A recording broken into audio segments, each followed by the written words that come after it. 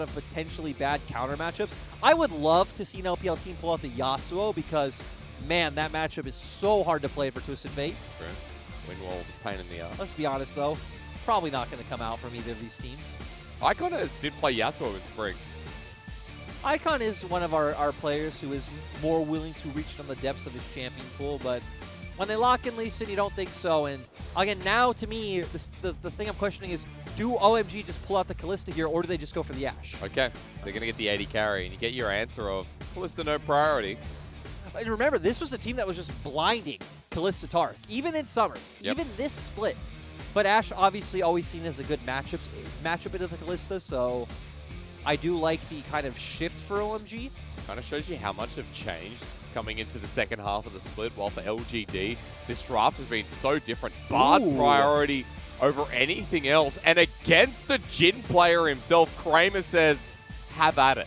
And at the same time, Mark has only played one game of Bard this split, so he's not been one of our players that really goes towards his pick, but look how much global / semi-globals we have. All three champions now offering something in the way of global pressure. So LGD are going to benefit a lot from, you know, bigger map states. And you talked about how the power of the bottom lane Jhin can come through as well. We know where Xie has gone in the past, especially with this TF, is matching it on the side of OMG. These drafts are great. Yeah, this is going to be really interesting because obviously we said Jhin lane power, but Bard wants to leave lane. On the side of this, if they do go Pantheon support, this is something that has kill pressure in lane and also has global movement. So I'm not sure where this Pantheon's going to go. They have options, but this draft is getting spicy. It is good. And we said this game would be all about draft. And in a very different way now. I take that as the true meaning. What happens next? Because if we're talking global pressure from LGD, we know in the past there's been things like the Ornn going in the top side that are really just rounded out the thing that makes this draft confusing for me is the potential of where Pantheon can go. Like right now, we pretty much only see Pantheon being spammed by supports in the LPL, so you would think it's going in the support position, but obviously Ashe Pantheon is not really a combination you would think of. I think there is potential that maybe it could be flexed towards the mid lane. So do you just go for a top lane pick on 4 and have a potential Pantheon flex? Okay. I like that idea, Lyric, especially since we have seen many versions of it in the LPL. Banning away solo laners for LGD, at least they look at Curse saying, okay, no GP with more global pressure. You could even go for Mordekaiser here, which is very good up against something like a Twisted Fate, which, you know, is going to dissuade those dives coming out from topside. You already have a ton of AD damage from the fact that you have, you know, triple AD in your first rotation. So I think Mordekaiser here would actually be fine. And with the GP gone by LGD's hand as well, that makes a lot of sense. Need AP damage. Do you remove the flex though? Actually, hang on. I need to pause. Cold in the past has played Galio support. In the LPL, Galio support has been a thing. So this is not guaranteed, but maybe 99% of the Pantheon support. I was going to say, to me, this just says Pantheon support. I feel like we are maybe reaching a little bit. It would have been cool. I can see how it can work into the Twisted Fate. You have kill pressure in your jungle as well, so strong 2v2. But that's getting off track. We're going to have Galio mid. We're going to have Pantheon support. So OMG answering global for global. And we're going back to this game one style of pulling out the Renekton Italy, but this game, LGD are all early mid-game focused. Jhin all-ins on that as well, along with the Twisted Fate. And look at the poke that'll come through as well. If they can create space, LGD have the range advantage. Yeah, and you're going to be able to snowball pretty much either side of the map. Bard and Twisted Fate going to be able to go towards top side. You're going to be able to have Nidalee and Twisted Fate come down towards bot. And OMG now locking in the Wukong does solidify more of this front-to-back mid-game team fighting comp. So the thing that's so interesting is both of these comps are very ultimate reliant. I'd say OMG. It is a Pantheon. Sorry, go he on. He does have a clone, but holy moly. Can you imagine 4 Cyclones? Oh, that wouldn't be OP at all. That would be that'd be pretty interesting. It's one for all.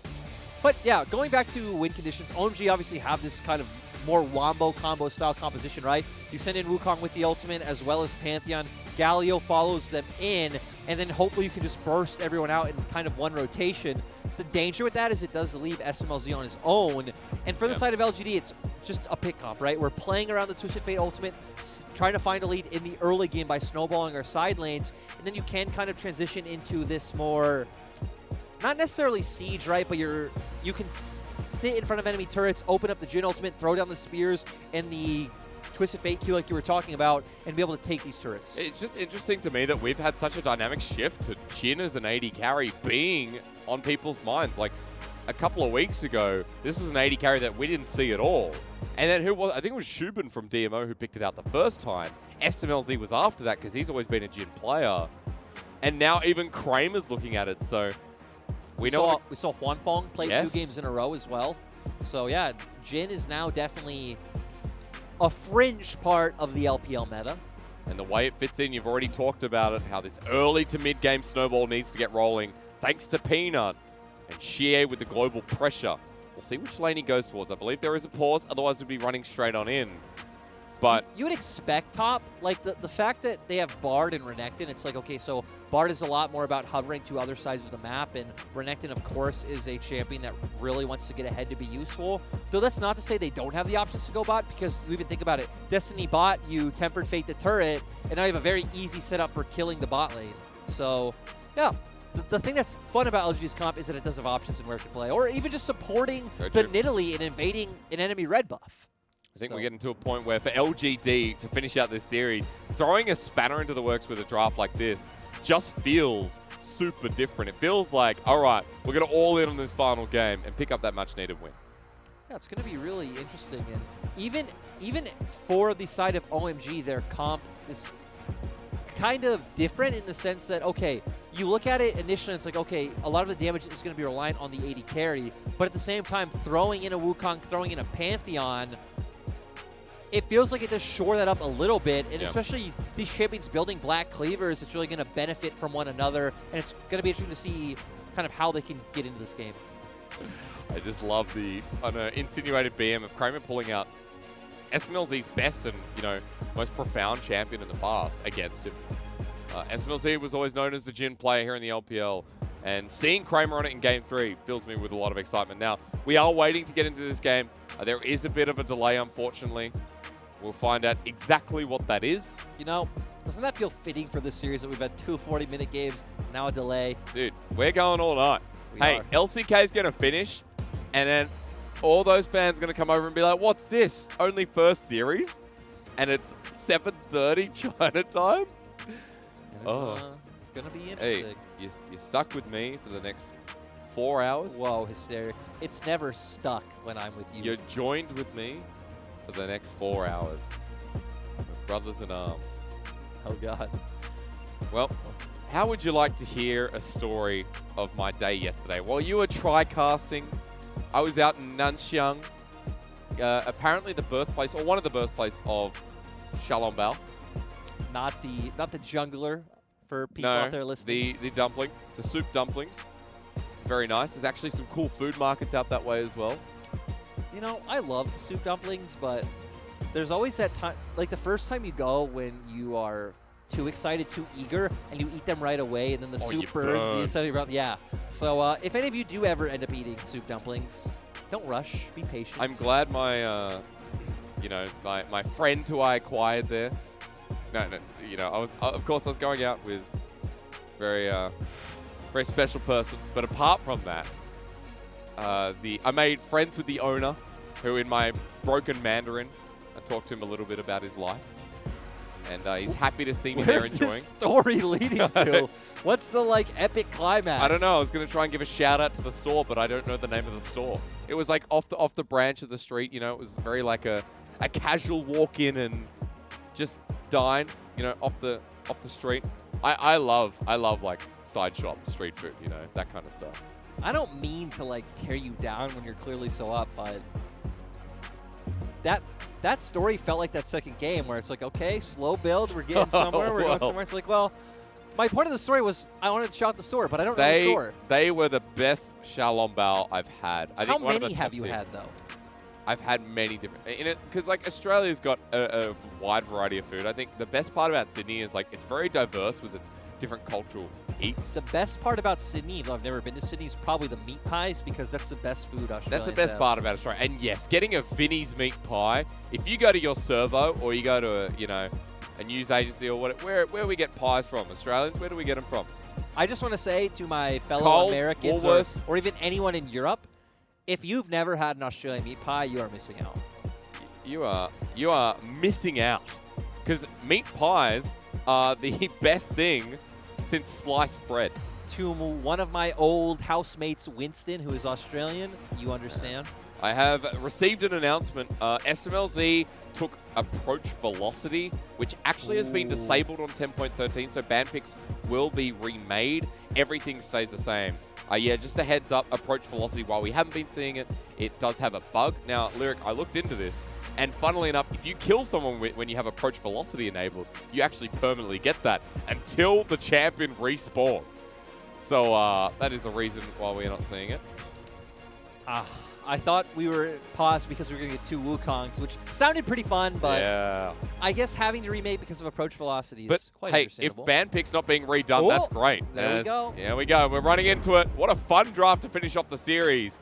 And if you haven't had a meat pie, go and buy one for this one. Because with Chicken Galio on the Rift, you know we're going to have that meaty goodness to bring you some packed, warm action for Game 3. I was going to say, thank God the game is starting. Oh, no, because our stories suck.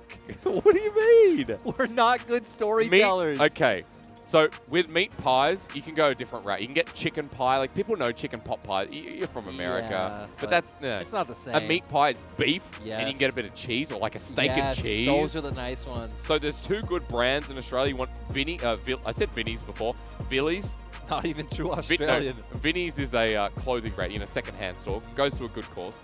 I saw another shout-out there. But you got Villies and you got Sergeants. They're the 2 best pies. Now, if anyone in chat wants to disagree, throw out your brands. I'll read them later. But for now, it's Villies and Sergeants. And you can buy them from Coles or Woolworths, like the supermarkets. I was in Los Angeles, and one of my friends had a little, like, Australian bakery he'd go to. So I went, and I've heard of Australian meat pies, but I never had one. He's like, dude, these are the best things ever had, and it's truly up there in that, like, S+ tier of foods. Because there's pies over here. There's Pie in the Sky, I think. No, that's that place in Australia.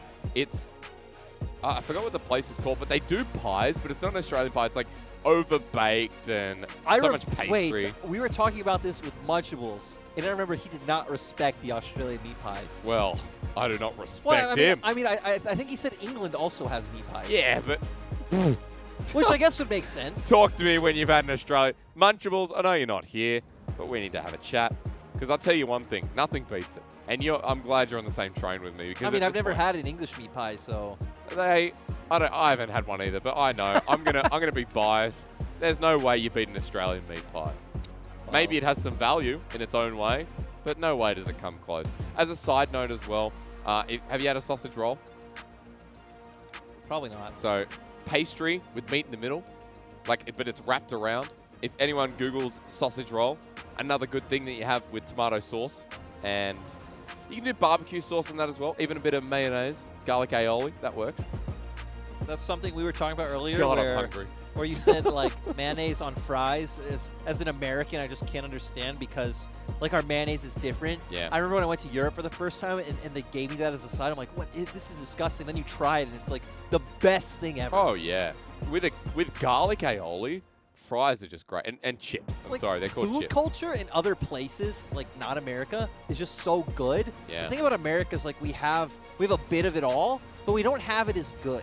Oh my God, you're kind of dumping on America a bit, aren't you? Just food culture. Yeah.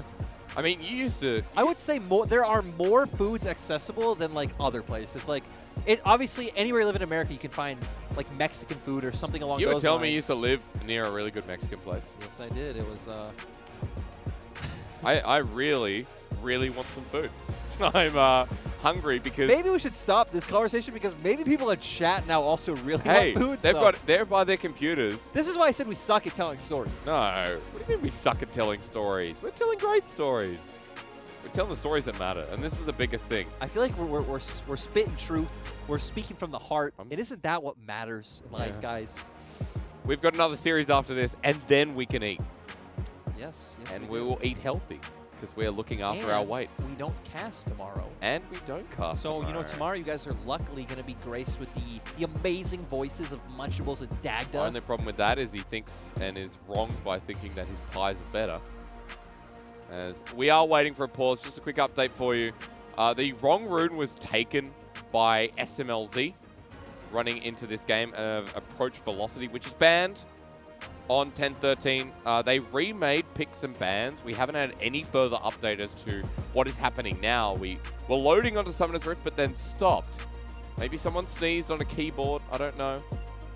But we'll get that wiped up, sorted out, and see what happens going into Game 3. Because this series so far has been interesting. It's been a bit back and forth within the game. It's not the cleanest of stuff. Not the shortest of games either. But we have had some highlight moments here and there.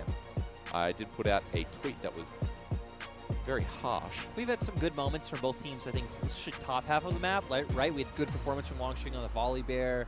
We had a really good, strong game one from Curse as well. Even both jungle. Okay, maybe Hacker's Lee Sin wasn't always cracked up to be, but Hacker in game one on the Volley Bear was actually quite strong. I mean, he had one extremely good moment, which was the end his Lee Sin kick, but ultimately the fact that LGD had Elder meant it was all for naught. Yeah. I mean, the way these games have gone and the way Game 2 went for me was like always expecting that breakout moment from OMG to come back into the game, even with Elder. Especially with that good pick. It was from Hacker, wasn't it? It was Hacker's Lee Sin onto Xie, Silas. And it was kind of exciting. The players are geared up. Yeah, we lost the draft. We did. So who knows? Peanut with a nice looking watch. Well, I was about to say, that looks expensive. Peanut on the big bucks. Getting his Rolex in camera as Game 3 begins. Thank you so much for waiting with us. We appreciate the support. We got a Jin. We got a Pantheon support with PTA. And we got a Game 3 that I'm actually really excited for. Let's go. What stands out to you, sir? Because just running over the drafts again, what you are setting up for is the snowball that needs to come out of LGD, especially with this draft. How topside priority seems to be a thing. And how it will be an early to mid-game snowball at the very least. Yeah, I mean, the thing that just excites me about both drafts is they can both play in numerous ways. For where LGD can play either through top or bot, OMG can kind of play through all three lanes, because you think about it, you can bring Hacker and Icon in with the Galio ultimate into a bot lane gank, following in a Chain Crystal Arrow. You can do the same thing topside. You can have Cold and SMLC go mid. Very easy for Cold to go mid with his ultimate, as well as just throwing out the arrow there. So it feels like both comps can play through any lane. But for the side of OMG, we definitely expect early aggression bot, because whenever you see a Pantheon, what you should be looking out for is some early game kills in lane. And for the side of LGD, right, you should be looking at the same thing for a Renekton top lane. I just find it fascinating that both Xie and Icon are essentially going to do the same thing, but Icon has the chance to have a greater impact if he hits that all in. Yep, Icon's obviously a lot more... I mean, it's different on greater impact, right? You have a lot more impact depending on how the enemy is fighting into you. Yep. Xie has more freedom with how he can play this out. As you get a first look at Pantheon, but only level 1 means W with auto attack, but no Q. I mean, another thing to remember is once you hit the level 6 point, Pantheon point and click stun into Enchanted Crystal Arrow, which just sets up all that free time of Ashe free hitting you, and all the Pantheon damage coming out on 2 squishy champions should lead to some easy 2v2 kills.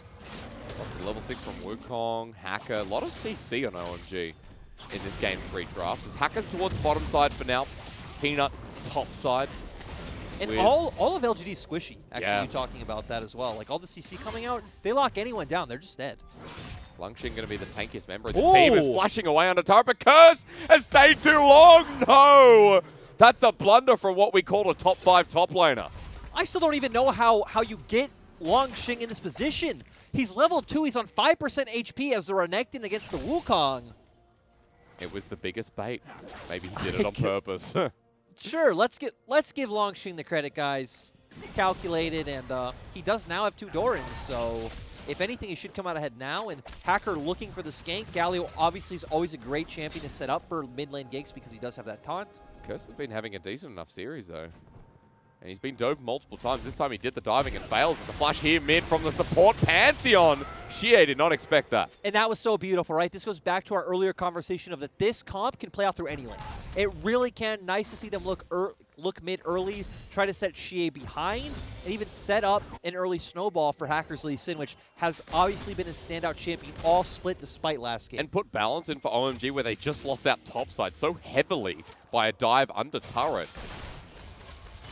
Now balance back into favor as Cold making the roam means he is level 2 versus Marks 3, but still Pantheon damage.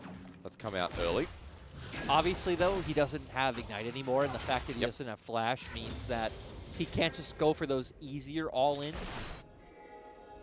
And this is also what we were talking about earlier. What we're seeing on our screen now is Peanut playing through the pressure that LGD can get topside and looking for this snowball. He's going to connect Peanut over the wall looking for a smite steal. Lungshing having priority.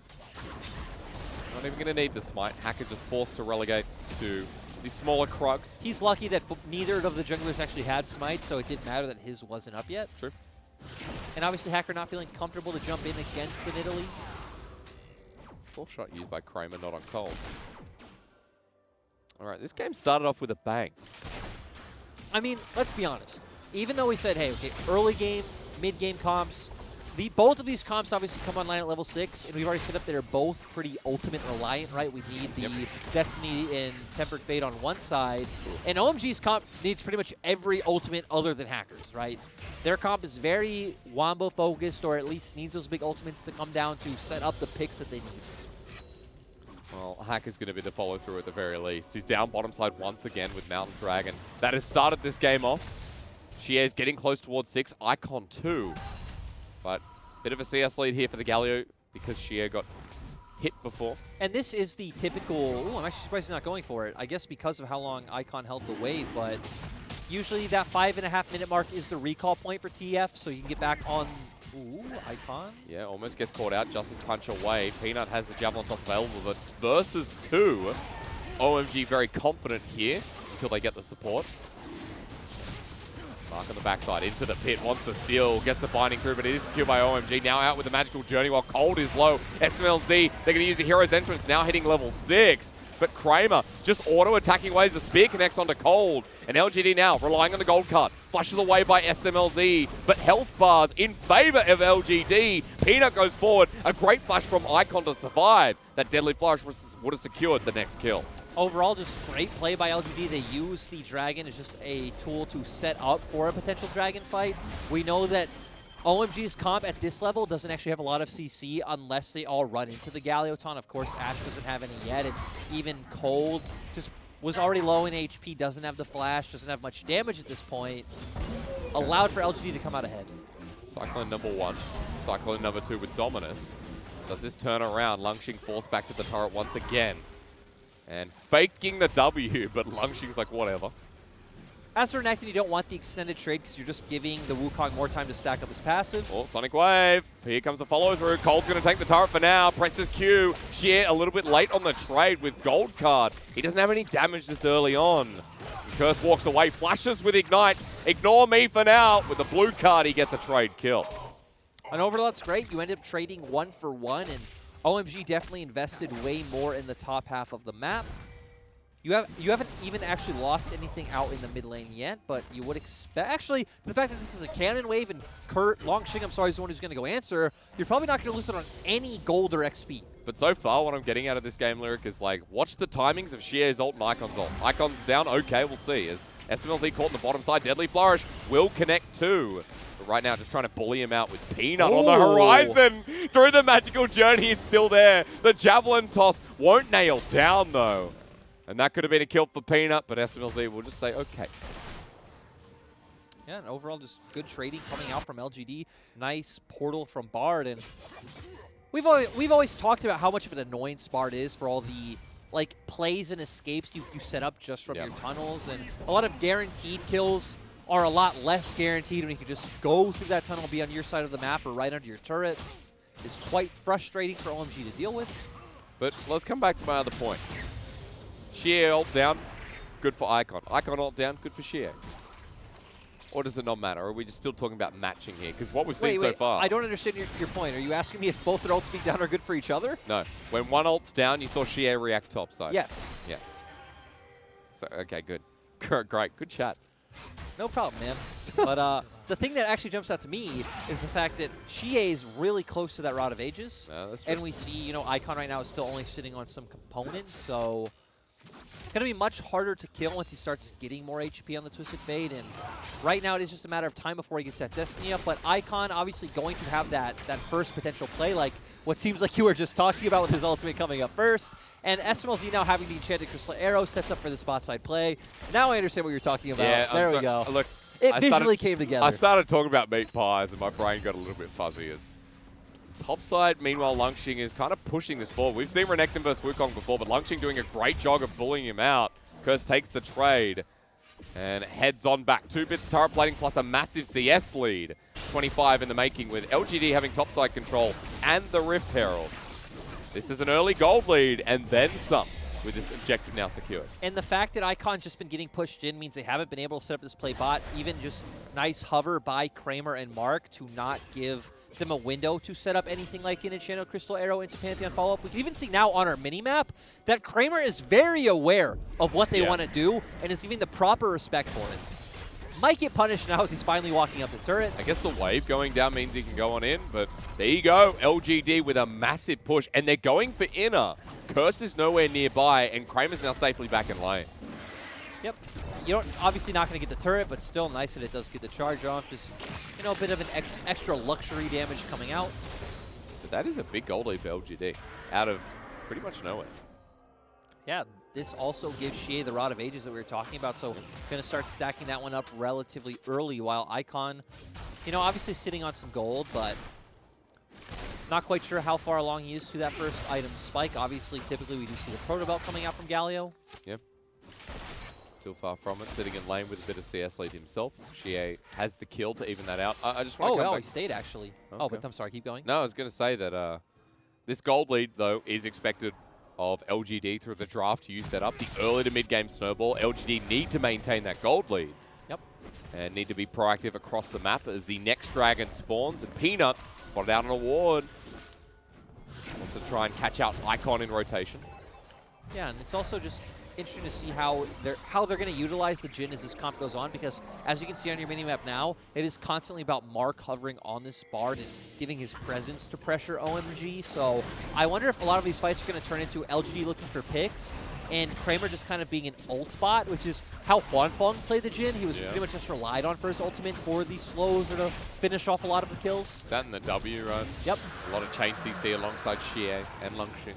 Dragon's going to go down here. Even just mentioning Longxing is, we see that he is mid right now, so great job from him to push out in and hover, because we've talked about this many times before on the cast. When you do finally open up that top side, it does open up these windows when neutral objectives are up to just push out that lane, hover over while the enemy top laner is answering. Of course, when there are no neutral objectives up, it does set up for that famous conversation of just freezing near your turret. Yeah. So that is always something that OMG can look for, but when you're up against a global like she has, and even the Tempered Fate, right, it would still be very easy for Longxing to just accept, okay, I'm losing CS, I'm going to go join my team on a bot side dive because we have so many tools to do so. And because he's so far ahead, right? He's probably going to die. Well, Dominus should be used here by Lungxing. Oh! Now in the escape path. Curse gets a second windmill, though. And Lungxing now has to survive. Destiny used, you talked about this, but in a very different light. As Xie just saves his top laner. What a pro. Icon now on the chicken escape path, heading towards Xie, but he's out too. Yeah, and overall, I mean, I feel like the biggest blunder was missing the Sonic Wave from Hacker. Yep. I actually feel like Xie probably didn't even need to dedicate his whole presence top, but the fact that he did that also meant that Icon had to come, so it's fine. Just the threat of Xie being there, I think, would force Curse and Hacker to back off. I guess the only benefit out of that for OMG is that Icon still has his ulti if a play were to happen in the next minute and a half when Destiny's down. And obviously the fact that he has Unsealed Spellbook, I mean, both of them do, that like wasting that TP isn't too detrimental. You can obviously just change to another summoner spell, and this is why this rune is taken. It just provides so much utility throughout the game. You can see Icon waiting off onto wing in case OMG catch the bottom laner of Mark and Kramer. A nice little escape out.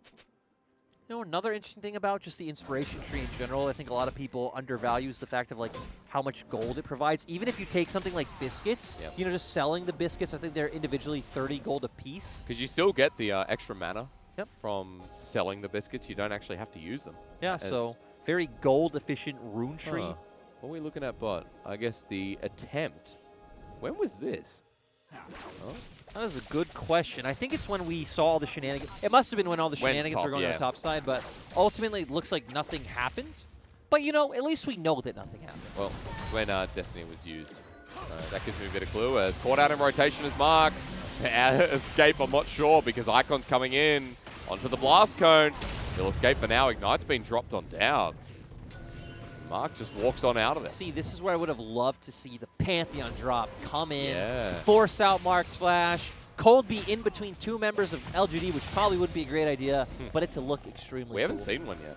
No, we haven't actually. Which is, you know, if you're going to pick this Pantheon Ashe and not using your global ultimates to make plays, seems like a pretty big mistake. Yes.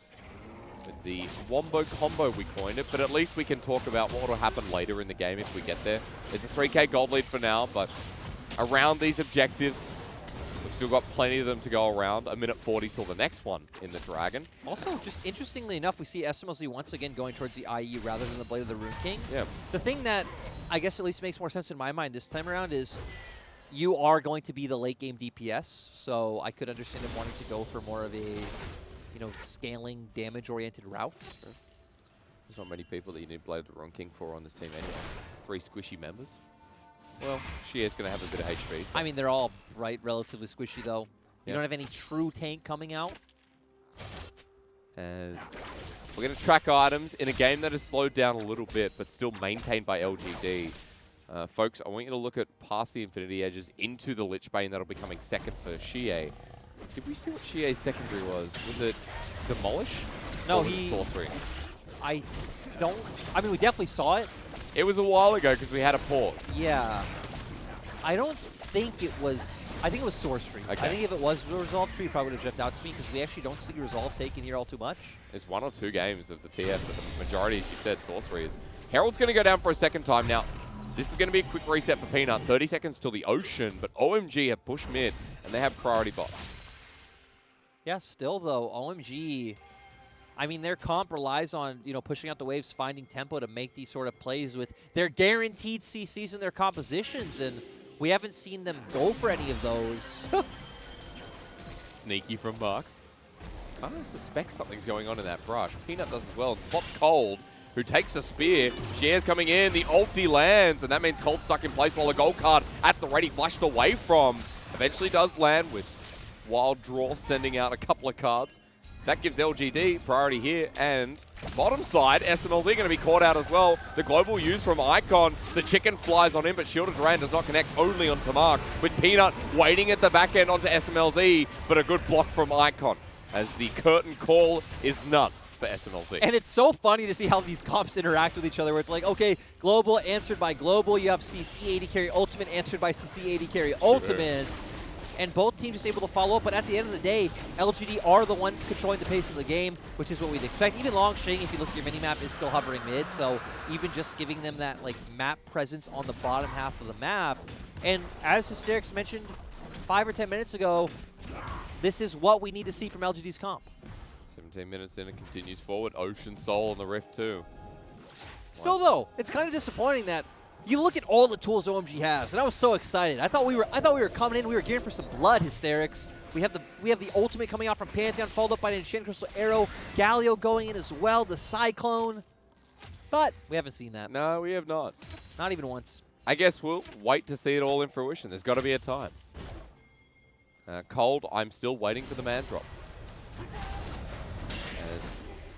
Look, at the very least here, I'm glad to say again that we are seeing the carry Peanut. Like, everyone else goes Archangels, sorry, not Archangels, Athenes into, what else is supportive? I've seen a Redemption. You know, the thing I love too is like we have very clear divide between like Nidalee players and non-Nidalee players. Yeah. And here in the LPL, typically if you get Nidalee, you win. I mean, you think about whether it's Peanut, whether it's Wei Wei, whether it's Xiaolongbao, these are the champions they win on. Yeah. And it's always interesting because they work in drafts so differently than a lot of other junglers, because they not only obviously can play around their fast clear speed, invade the enemy jungle, look to counter jungle, but typically are more associated with this faster acceleration of the game, which is obviously a lot harder to pull off. Which is why it's kind of funny looking at like how Nidalee builds, because it's a backup as SMLZ. It's a red card though. Now in with the hero's entrance from Icon. The Shield of Duran doesn't connect. They kite it out. Mark gets the kill. Icon came in to save the day, but LGD get the kill anyway, while the dive topside is still being planned. Yeah, they have Dominus available, though, so Longxing will have a bit of protection. Cold can block out the turret damage. In first is Curse with the first spin, but there's teleport being burned. Longxing's already dead, though. Well, I did not expect that much damage, Hysteric, so nope. Actually the Dominus doing nothing, but LGD answering appropriately on the opposite side of the map. Heck, they're winning out in 2 lanes as compared to OMG winning out in 1, but Shay here to answer the wave, so actually not getting much. If he dies here, it's not going to be worth it. Spots out Cold coming out of the brush. And he'll just have to back away as well. So that's the end of the play. You talk about matching. Bottom turret goes down, a bit of damage towards mid, and top stays. Gold lead stays as well at 3.5k. Yeah, a thing to keep our eye on for now is the fact that OMG are the ones who have both of their TPs available. Baron is coming up, so they can try to put pressure in all 3 lanes, right?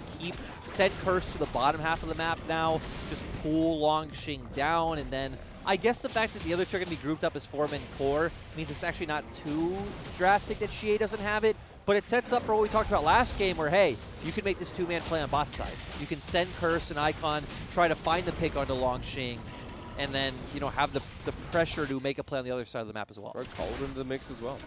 True. He's going to have ultimate up pretty soon. He did man drop. Maybe I missed it. Was it? I guess it was the top side dive. Yeah, I guess it was the top lane dive. I didn't actually see it used either, but could be that he's used it many times this game. The camera just panned away at the right moment. Coming off cooldown very soon, though. And we've got ourselves an Ocean Dragon again. Minute 30 for that one is, you cheeky devil Longxing. Here comes Destiny. The Destiny of Icon to die. Well, he doesn't have his ulti to make this escape, as Peanut's going to be following in as well. And the flash away gives him a bit of movement speed, but the block means he's dead anyway. Xie picks up the kill. And they're really punishing of LGD. They're keeping this ball rolling. And I give up, man. We keep trying to set up for these proactive plays for OMG to make. We were talking about OMG being the ones to go punish bot side, use these globals. But nope, they don't do it. It's LGD who does it. And now LGD are going to be the ones to win out with a bot lane turret. Dragon's going to be up in a minute, so they're going to have full vision control. And then you expect them to pick up their second Ocean Drake of the game. More gold into this TF that is 10 stacks strong with a Lich Bane as well. And you said it coming in, you're like, first pick TF, we don't see this here in the LPL, and we're seeing why LGD value this pick so highly. It's been so much better than the Galio this game. Icon's been defensive, and his ult's been on cooldown when he really needs it the most. You know, Hysterics? What? Where was the Yasuo? Where was the Yasuo? That's what. Where's Windy? That's what I'm waiting for. Get Windy in here, bring back his Yasuo, and, you know, LGD won't first pick this TF. Hey, that's a different story. That's a V5 story. I think he's still on their LDL. He's on 87, as far as I know. He's on there with ZYF, who got moved down. We talked about this the other day. Yep. Obviously, we do have a lot of off-camera V5 conversations since they all are we talk about. We go out for dinner, and we just talk about V5. Yep. I went on a romantic date yesterday. All I wanted to talk about was PP God. Me and Joe are talking about how on Weibo they have a like V5 like emoji, but I don't think it's associated with the team. I think it's, you know, it's its own thing, but that's actually hilarious to me. True. Poke's starting to come out, that hurts. Lich Bane on Peanut too. We haven't talked much about Kramer because he's just been farming. Now we might see him. He's got the 4-shot ready with the lockdown here from the Faith Call. The flash away, or rather the dodge away. Kramer gets out after a cheeky cleanse as well. Now they can kite back. Destiny was used, and LGD are just going forward. The hero's entrance in the mid lane, but Longxing takes no damage. Icon can't escape as well. And LGD had this locked on down. OMG are doing nothing but dying in the face of danger. Turret's going to go down. Forward they march, and LGD with a numbers advantage will not stop.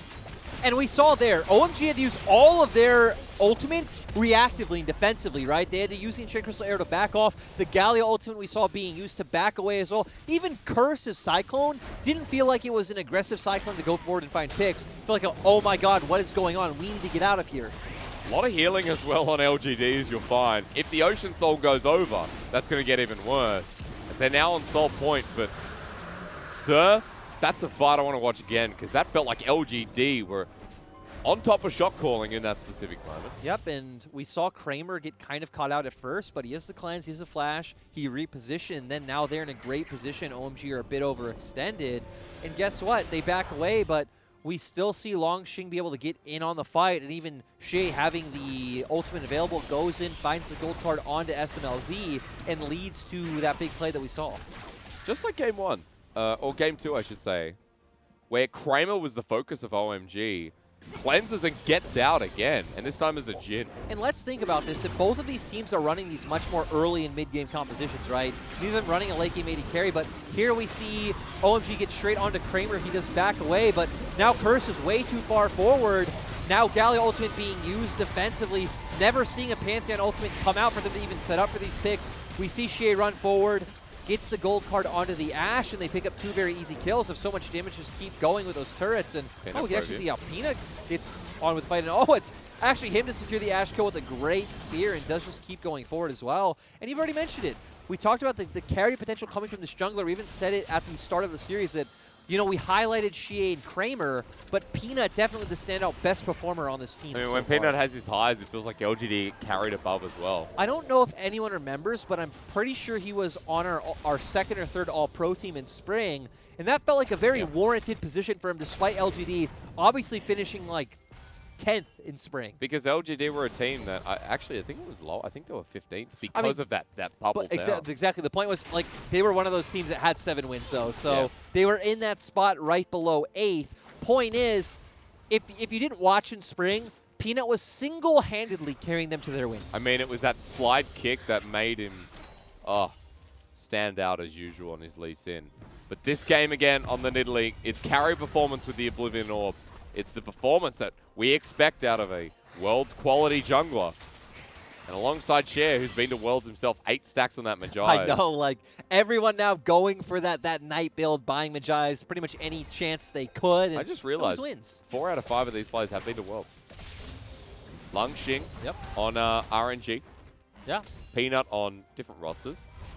Xie on WE 2017. Kramer, I believe, on FLICKR. Kramer on different rosters. He was on Flash Rolls as well in Season 5. Oh, that's right. A lot of people don't know that, but they lost to CLG when he got caught out, I think, on the Tristana. And then he got subbed out the next game for NL. Was quite sad. It was early on in his career. I think it might have been his first pro team, actually. Yeah. But obviously has learned and grown from there, obviously going on to be so successful with Africa, and now obviously had a great individual performance on LGD last year, despite the team not doing so hot. As OMG are grouping for the bottom side now, taking the magical journey set by Mark. Remember, LGD have a 6k gold lead, and their ultimates are available. So OMG are treading on thin ice, but at least trying to assert dominance before this next dragon comes up. Considering that LGD's Baron is not quick at all. Still, we do see them, using their global pressure. We see Xie up in the top lane. He does have his ultimate as well as that's available. Also, we can confirm now he's running Sorcery Secondary, obviously, in the fact that he didn't take Demolish. And things are looking quite good for the side of LGD. Even Kramer right now is going to be hitting like a truck. He has just so much crit potential coming out, and going to do a ton with that 4th shot. But you know what? We're heading towards a 40-minute game as well. You know what I'm hoping we're heading towards? Seeing like an aggressive ult combination coming out from OMG. And sure, doing that now actually might be quite bad. They're 6k gold behind. They're probably going to lose a team fight regardless, but maybe that's the argument for it, Send Curse in on the flank, hit that big Cyclone, combo it with Cold coming in with his drop as well, Curse following up, and hopefully bursting out Xie and Kramer, but that's very easy for me to say. Very, very hard to execute at this point in the game on the Rift. But I mean, earlier in the game, we set up for the ultis and they never came through. So there is some criticism for OMG. Doesn't mean they're out of it yet. A Hacker with a nicely placed kick as well could be crucial. I mean, think about how many games where we see Ashe and we see these very aggressive enchanted crystal arrows. The second she hits level 6, even if you're not looking in your own lane, just shooting them blindly in mid, hoping to find a pick. And we pretty much saw nothing from SMLZ this game. And we didn't see much from Cold either. The bottom lane was quite quiet for the way it was set up. We saw him make 2 aggressive roams, one mid and one top, but I mean, the cold roam mid onto Shea was good, but nothing ever came after that. As ultimate lands onto that said bottom lane. There's a TP behind. LGD, shielded Durant, not going to do anything while they turn onto Curse, who gets a Cyclone, brings in the hero's entrance. The Wombo only onto Lungxing, who doesn't die. Now he walks forward, kicked against the wall. Peanut joins in, and the Jin's got to go fast. As LGD say this series needs to come to an end. Just watch as Peanut helps Shea do it. It's the curtain call for Cold, who gets spun to death. And they just absolutely destroyed them. It's not much of a wombo combo when there's only two of you going in together. True. Once again, SMLC not able to follow up, which is extremely unfortunate. And we see the large item advantages coming out for LGD. Now up to a 22 stacked Magi's for Shea. And this is just over. 28 minutes, a lot quicker. 29, I should say. So much quicker than Game 1 and Game 2. That's because LGD this time were more decisive, cleaned up that fight with a nice ace, and take us to a win, which was well earned by this final time. Yeah, and this is just what's shown when we have these two compositions that are both early and mid-game focused. You know, LGD, a bit of shenanigans at the end, but they do get the Nexus in the end. You know, so fun to see. I love when we get two teams that are willing to draft these early game styles and then just kind of go toe-to-toe. Unfortunately for OMG, they didn't really show up too much this game. LGD